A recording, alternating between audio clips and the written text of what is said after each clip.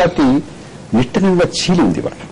మీ పార్టీకి అయితే ఇబ్బంది లేదు, తెలుగుదేశం పార్టీకి ఇబ్బంది ఉంది. ప్రజారాజ్యం పార్టీ ఇదివరకు ఒక మాట చెప్పింది, ఇప్పుడు ఒక మాట చెప్పింది. రేపు అక్కడికి వెళ్ళిన తర్వాత మేము సమైక్యాంధ్రకి కట్టుబడి ఉంటాము అనేటువంటి మాట చెప్పేటువంటి అవకాశం ఉంది. 5వ తారీఖున జరిగేటటువంటి అఖిలపక్ష సమావేశం నుంచి ఏ రకమైనటువంటి ఫలితాన్ని ఆశించవచ్చు? ఒకటి, ఆ జరిగేటటువంటి సమావేశంలో వ్యక్తమయ్యేటటువంటి అభిప్రాయాలు రాష్ట్ర ప్రజల యొక్క అభిమతాన్ని వ్యక్తం చేస్తాయా? ఈరోజు చిదంబరం గారు చేసిన తాజా ప్రకటన మొత్తం ఈ సంవత్సరంలో జరిగిన అన్ని విషయాలను మళ్ళీ ఒకసారి క్రోడీకరిస్తూ వారి ప్రభుత్వం తరఫున కేంద్ర ప్రభుత్వం సాధించిన విజయాలేమిటి, ఎదుర్కొన్న ఇబ్బందులు ఏమిటి అనే విషయం మొత్తం చెబుతూ ఆ క్రమంలో తెలంగాణ అంశాన్ని ప్రస్తావిస్తూ ఆయన ఒక విషయం స్పష్టంగా చెప్పారు. అదేంటంటే డిసెంబర్ 9వ తారీఖున మేమేదైతే ప్రకటన చేశామో, తెలంగాణ రాష్ట్ర ఏర్పాటు ప్రక్రియను ప్రారంభిస్తున్నామని ఏదైతే ప్రకటన చేశామో దానిలో ఎలాంటి మార్పు లేదు. మేము వెనక్కి తిరిగినట్టు యూటర్న్ తీసుకున్నట్టు మీడియా చెప్పింది తప్ప పొరపాటును కూడా ఎక్కడ కూడా మేము తెలంగాణ ప్రక్రియ విషయంలో ఎక్కడ వెనక్కి తగ్గిన సందర్భం లేదు. అట్లాంటి మాట మా వైపు రాలేదని చెప్పడంతో పాటుగా ఇంకో మాట కూడా ఇంకా స్పష్టంగా చెప్పారు. 5వ తారీఖున జరగబోయే మీటింగ్ లో రాబోయే రోజుల్లో తెలంగాణ ఏర్పాటుకు సంబంధించి ఒక రోడ్ మ్యాప్, ఒక మెకానిజం ఏమిటి, ఏ రకంగా దాని విధి విధానాలు అన్నటువంటి మాటలు మీరు ప్రస్తావిస్తున్నారు కాబట్టి ఒక్క 2 నిమిషాలు వారు అన్నది వారు మాటలో ఒకసారి విందాం. ఒకసారి చిదంబరం గారు వారి మధ్యాహ్నం పాత్రికేయులతో మాట్లాడుతూ ఏమన్నారో వారి మాటలో ఒకసారి విందాం. Background of the minutes of the all-party meeting, I would like to ask what was wrong with that statement. However, following the announcement, major political parties in Andhra Pradesh witnessed deep divisions among their members, especially MPs and MLAs. It was obvious that the situation had altered. The government tried its best to bridge the differences. Unfortunately, there was no agreement, and it was felt that there was a need to hold further consultations with all political parties and groups in Andhra Pradesh. Hence, another statement was made on behalf of the central government on December 23, 2009, emphasizing the need for wide-ranging consultations and promising to take steps to involve all concerned in the process.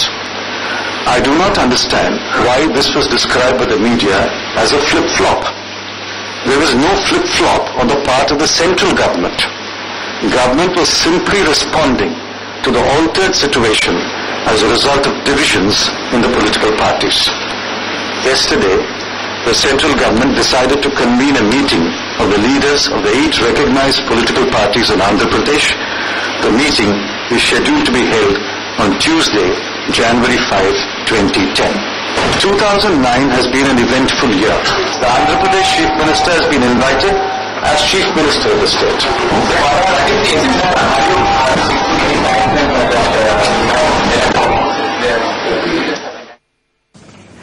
తారక రామారావు గారు మీరు విన్నారు కదా, ఇందులో 2 విషయాలు. ఒకటి, ఆంధ్రప్రదేశ్లోని అన్ని పార్టీలు కేంద్రానికి సహకరించాలని విజ్ఞప్తి చేస్తున్నట్టుగా ఒక మాట, in order to solve the issue of Telangana. 1. Secondly, Andhra Pradesh ప్రజల మనోభావాలకు అనుగుణంగా నిర్ణయం తీసుకుంటాము అని అన్నారు. ఈ 8 పార్టీలు ఎంతవరకు ఆంధ్రప్రదేశ్ ప్రజల యొక్క మనోభావాల్ని ప్రతిబింబించగలవు? పార్లమెంటరీ ప్రజాస్వామిక వ్యవస్థలో ఆల్ పార్టీ మీటింగ్ రోసయ్య గారు అధ్యక్షతన పెట్టినప్పుడు కూడా అసెంబ్లీలో ప్రాతినిధ్యం ఉన్న అన్ని పార్టీలను పిలిచి అఖిలపక్ష సమావేశంలో ఎవరి అభిప్రాయాలు ఏమిటి తెలంగాణ రాష్ట్ర ఏర్పాటు విషయంలోని డిసెంబర్ 7వ తారీఖున అడగడం జరిగింది. ఆనాడు అన్ని పార్టీలు కొండబద్దలు పెట్టినట్టు తెలంగాణ రాష్ట్ర ఏర్పాటు జరగవలసిందే, మేము మా మేనిఫెస్టోలో పెట్టుకున్నాము, తప్పకుండా సహకరిస్తామని మాట ఇచ్చేది. అది అందరికీ తెలుసు. కాకపోతే 9వ తారీఖున చిదంబరం గారి ప్రకటన, ఈరోజు ఆయన చెప్తున్నది కూడా ఏంటంటే 9వ తారీఖున ప్రకటన, నేను చేసిన ప్రకటన కూడా ఆంధ్రప్రదేశ్ లో 7వ తారీఖున ఉన్న రాజకీయ పరిస్థితిని బట్టి చేసిన ప్రకటన. ఇప్పుడు నా ప్రకటన వల్ల ఏమైనా అపోహలు కానీ అనుమానాలు కానీ ఇంకేమైనా వచ్చినట్టయిందంటే, ఎందుకంటే మేము కట్టుబడి ఉన్నాం, మేము చేసిన ప్రకటన కట్టుబడి ఉన్నాం. రోడ్ మ్యాప్ ఎవాల్వ్ చేసే క్రమంలో ఏదైతే పార్టీలో ఆల్టర్డ్ సిచ్యువేషన్ ఏదైతే వచ్చిందో వాళ్ళల్లో ఉన్న అనుమానాలు కానీ ఇంకోటి కానీ నివృత్తి చేయడానికి 5వ తారీఖు మీటింగ్ మేము అనుకుంటా ఉన్నాం. ఎందుకంటే divisions with in the political parties situation has altered. Definitely ఈరోజు రాష్ట్ర ప్రజలందరి ముందు మీడియా ద్వారా గొప్పగా అసలు రాష్ట్ర రాజకీయ పరిస్థితి ఏంటంటే స్పష్టంగా అర్థమవుతా ఉంది. ఈరోజు రాష్ట్ర అసెంబ్లీలో ఒక పార్టీకి సంబంధించిన ఎమ్మెల్యేలు కలిసి కూర్చునే పరిస్థితి లేదు.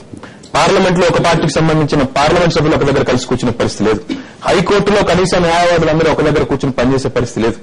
మొత్తం ఏ ఆఫీస్కి వెళ్ళినా ప్రభుత్వ ఆఫీస్కి వెళ్తే ఎక్కడ కూడా ప్రాంతాల వారిగా విడిపోయి సమావేశాలు పెట్టుకునే పరిస్థితి తప్ప కలిసి పనిచేసే పరిస్థితి లేదు. విభజన అనేది ఇప్పటికే మానసికంగా జరిగిపోయింది. దయచేసి ఈ రోజు అటువైపు ఉన్న రాజనీతికి ముందు ఇటువైపు ఉన్న పెద్దలందరూ కూడా ఆలోచించవలసింది ఏమిటంటే విభజన మానసికంగా జరిగిపోయిన తర్వాత ఇంకా కూడా ఇంకా ఏదో కావాలి ఇంకా ఏదో జరగాలి అన్నట్లు రెండోది మన చిదంబరం గారి ప్రకటన 5వ తారీఖు చేస్తున్నది ఏమిటంటే ఈరోజు కోస్తాంధ్రలో అదేవిధంగా రాయలసీమలో ప్రజల్లో అక్కడ అదేవిధంగా చాలా మంది నాయకుల్లో వచ్చిన అనుమానాలు ఏవైతే ఉన్నాయో ఉన్న కొన్ని అపోహలు ఏవైతే ఉన్నాయో వాటిని తొలగించడానికి చిదంబరం గారు ఒక స్పష్టమైన రోడ్ మ్యాప్ ప్రకటించి ఆ అనుమానాలు నివృత్తి కృషి చేస్తారని మేము భావిస్తున్నాం. 5వ తారీఖున కేంద్ర ప్రభుత్వం ఒక రోడ్ మ్యాప్ ని ఒక స్పష్టమైనటువంటి కార్యాచరణ ప్రణాళికని రూపొందిస్తుంది ప్రకటిస్తుందని మీకు ఆయన స్పష్టంగా చెప్పారండి. రోడ్ మ్యాప్ అంటే స్పష్టంగా చెప్పారు. రాజ్ కుమార్ గారు మీరే అనుకుంటున్నారు 5వ తారీఖు ఏం జరుగుతుంది? 5వ తారీఖున మీరందరూ మీ పార్టీ నుంచి 2-3 వెళ్తారు, వారి పార్టీ నుంచి 2-3 వెళ్తారు. ఇంకా ఎవరు ఎంతమంది వెళ్ళాలి ఎవరెవరు వెళ్ళాలి నిర్ణయించుకోలేదు. అయితే వెళ్ళిన తర్వాత ఆంధ్రప్రదేశ్ రాష్ట్ర ప్రజల యొక్క మనోభావాలని మీరు అక్కడ ప్రతిబింబించగలరా? ఇప్పుడు ఒకటండి, మొదటి ప్రకటనలోనూ మాకు స్పష్టత కనిపించలేదండి. రెండో ప్రకటనలోని కొంచెం అడిగింది ఏంటంటే మొట్టమొదటి ప్రకటన చేసినప్పుడు అందరం ఒక్క వెలుగెత్తి అన్ని పార్టీలు కూడా చీలిపోయి మాకు చెప్పకుండా చేశారు, అర్ధరాత్రి చేశారు, లేకపోతే ఎవరితో సంప్రదించకుండా చేశారు అన్నదానికి సమాధానం వచ్చిందండి. రెండోసారి ప్రకటనప్పుడు తప్పకుండా సంప్రదిస్తామని చెప్పి అన్నారు. మళ్ళీ నిన్న చేసిన ప్రకటనలో పిలుస్తున్నామని చెప్పి అన్నప్పుడు ఏమనుకున్నామంటే మనం అందరూ అడిగిందే కదా, సంప్రదించి చేయమన్నారు కదా, ఏదైనా విధి విధానాలు కానీ లేదా కొన్ని విషయాలు కానీ మాట్లాడుకుందాం, అపోహల అనర్థాలు లేకుండా అసలు ఎందుకు వాళ్ళు కావాలంటున్నారు, ఎందుకు వీళ్ళు వద్దంటున్నారు, ఏంటి దీనివల్ల అనేది కొన్ని చర్చకు వస్తే బాగుంటుంది అయితే అనుకుని అందరం కూడా ఊరుకున్నాము. నేను వారిని అడిగినా వెంకటరమణ రెడ్డి గారిని అడిగినా మిమ్మల్ని అడిగినా ఏమడుగుతున్నానంటే రేపు 5వ తారీఖు జరిగేటటువంటి సమావేశంలో రామారావు గారు ఏమంటున్నారంటే తెలంగాణ ఏర్పాటుకి విధి విధానాలు ఏమిటి, రోడ్ మ్యాప్ ఏమిటి అనేటటువంటిది చర్చ. ఒక మాట సార్, అక్కడ క్లారిఫికేషన్ ఏంటంటే ఉన్న ఆంధ్రప్రదేశ్ ను ఉంచడానికి కొత్తగా రోడ్ మ్యాప్ అయితే అవసరం లేదు కదా. అలాంటి తెలంగాణ ఏర్పాటుకు సంబంధించి పాయింట్ మీరేం ఆశిస్తున్నారు? మీరందరూ వెళ్ళి మీ మనోభావాలు చెప్తారా, మీ పార్టీ మనోభావాలు చెప్తారా? లేదంటే మా పార్టీలో రాయలసీమ నుంచి మా పార్టీ వాళ్ళు ఇలా అనుకుంటున్నారు, తెలంగాణ నుంచి ఇలా అనుకుంటున్నారు, కోస్తాంధ్ర నుంచి ఇలా అనుకుంటున్నారని చెప్తారా? మా పార్టీలో ఖచ్చితంగా ఈ రోజు ఎవరి అభిప్రాయాలు వాళ్ళకున్నాయండి. అధిష్టాన వర్గం మాటినటువంటి పరిస్థితులు ఎవరు లేరండి. అంటే ఇప్పుడు తెలంగాణ వారు తెలంగాణకు మద్దతు ప్రకటిస్తున్నారండి. విచిత్రం ఏంటంటే ఉద్యమం చేసింది కేసీఆర్ గారు, నిరసన చేసింది కేసీఆర్ గారు. ఆయన ఒక్కడి కోసమే అక్కడ అనౌన్స్ చేశారు తప్ప అప్పటికి తెలుగుదేశం తెలంగాణ వారు కానీ కాంగ్రెస్ తెలంగాణ వారు కానీ సపోర్ట్ లేదండి, ముందు లేదండి. ఢిల్లీ వారు అనౌన్స్ చేసిన తర్వాత అందరూ గొంతు కలిపారు. ఇప్పుడు అందరూ గొంతు కలిపారు. ఎప్పుడైతే అక్కడ అందరూ గొంతు కలిపారు ఇక్కడ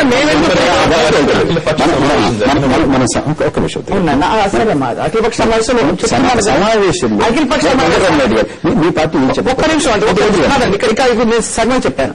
అఖిలపక్ష సమావేశానికి ఆంధ్ర వాళ్ళు కానీ రాయలసీమ కానీ వెళ్ళలేదండి. తెలంగాణ వారు ఇది వెళ్లారు. ఆ రోజున వెళ్లి అక్కడ ఒప్పుకున్న మాట వచ్చారండి తెలుగుదేశం పార్టీ.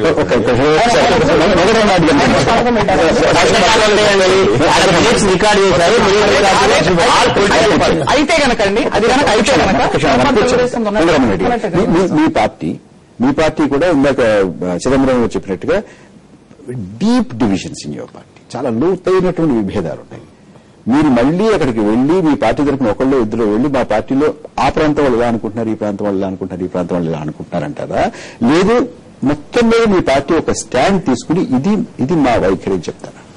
ఇప్పుడు దురదృష్టం ఏంటంటే ఈ యొక్క తెలంగాణ అంశం ఏదో నిన్న 2-3 రోజులు 10 రోజుల కింద వచ్చినటువంటి సమస్య కాదు. దాదాపు ఒక 10 సందర్భాల్లో కాంగ్రెస్ పార్టీ చాలా స్పష్టంగా తెలంగాణ ఏర్పాటు యొక్క ఆవశ్యకతను, తెలంగాణ ఏర్పాటు యొక్క అవసరాన్ని చాలా సందర్భాలలో ఆల్ ఇండియా కాంగ్రెస్ నుంచి మొదలు పెడితే రాష్ట్ర కాంగ్రెస్ వరకు కూడా ఈ అంశాలను ప్రస్తావించింది, తెలంగాణ ఏర్పాటు యొక్క అవసరాలను గుర్తించింది అనేటువంటి విషయం చాలా స్పష్టంగా చెప్పినప్పుడు ఏ ఆంధ్ర రాయలసీమ నాయకులు ఎవరు కూడా అభ్యంతరాలు చెప్పలేదు.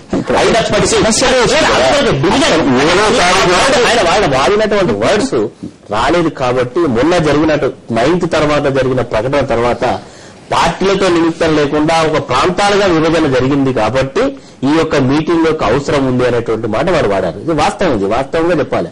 అయినప్పటికీ కాంగ్రెస్ పార్టీ ఇచ్చినటువంటి మాట ప్రకారం తప్పకుండా స్టాండ్ అయి ఉంటుందని మేము అనుకుంటున్నాం, ఉండాల్సిన అవసరం కూడా ఉంది. ఎందుకంటే ఇది ఈ సమస్యలు ఇక్కడితో ఇంతకుముందు మా మిత్రులు చెప్పారు.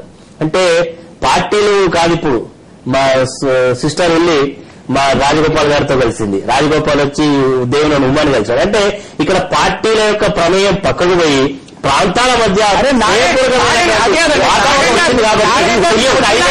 సమావేశాలు అవసరం ఉంది.